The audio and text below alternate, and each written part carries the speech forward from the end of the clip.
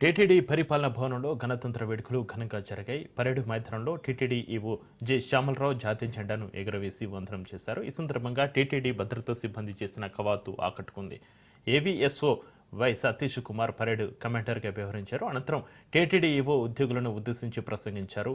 విద్యలో ఉత్తమ సేవలు అందించిన వివిధ విభాగాలకు చెందిన 36 మంది అధికారులు, 267 మంది ఉద్యోగులకు, ఎస్సీబీసీలో 7 మంది ఉద్యోగులకు 5 గ్రాముల శ్రీవారి వెండి డాలర్ ప్రశంసా పత్రం అందజేశారు. కలిగినటువంటి వారే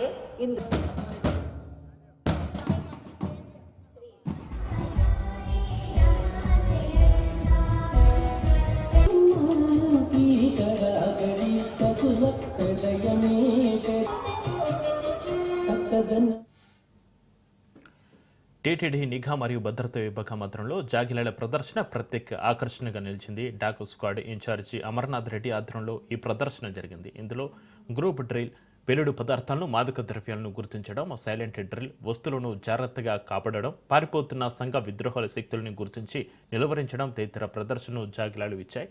సాంస్కృతిక కార్యక్రమాల్లో భాగంగా ఎస్వి సంగీత, నృత్య కళాశాల విద్యార్థులు చక్కటి నృత్యం ప్రదర్శించారు.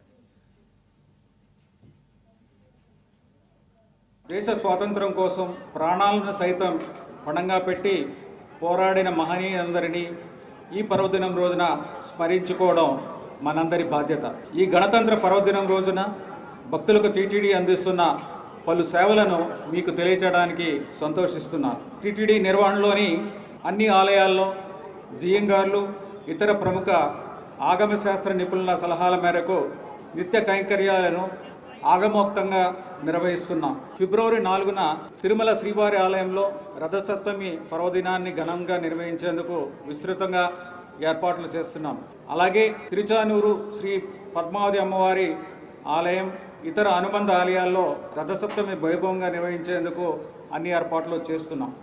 హిందూ ధర్మ ప్రచారంలో భాగంగా ఉత్తరప్రదేశ్ రాష్ట్రంలోని ప్రయాగ్రాజ్ వద్ద ఈ నెల 13 నుంచి ఫిబ్రవరి 26 వరకు నిర్వహిస్తున్న ప్రతిష్టాత్మక కుంభమేళాలో